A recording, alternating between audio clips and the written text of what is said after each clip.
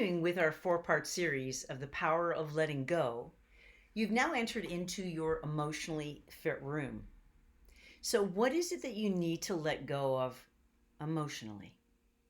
You see, what happens is we don't realize that what we don't feel gets acted out anyway. I'll say that again.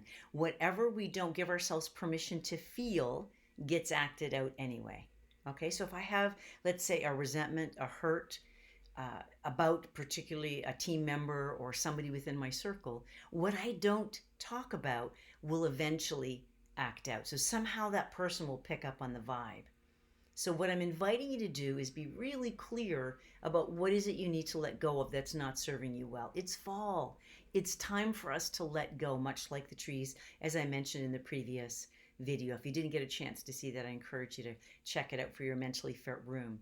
Because you see, the emotionally fit room is about what is still unfinished in here. Is there some unresolved sadness? Is there anger? Is there hurt? Is there resentment? Because we need to, much like the trees, we need to continue to let the leaves fall. We need to continue to observe. You see, in mindfulness, we talk about touch and release, right? So you observe the feeling and then you simply release it. You don't get caught up in your head about, well, I'm feeling this way or that way.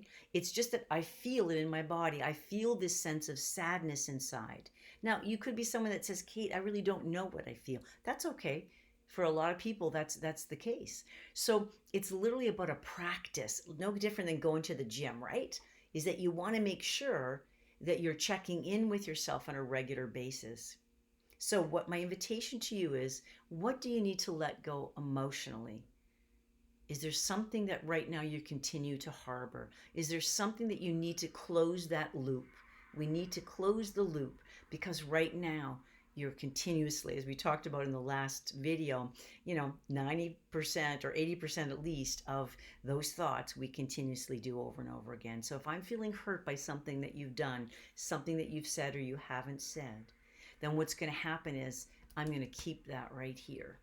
And what we know is people have died from a broken heart. So you want to stay tuned for next week because we're going to be talking about the power of letting go in our physically fit room. So again, it's all connected, isn't it? It starts here, goes here, and then ends up physically. Have yourself a beautiful day. Remember, you are a powerhouse. What's one thing you're going to let go of emotionally? So whether that's through a letter, whether that is you're going to approach someone and say, I really blew it. I'm sorry. I've been feeling this guilt for a while about something that I said to you many years ago, a day ago. But it's about taking action.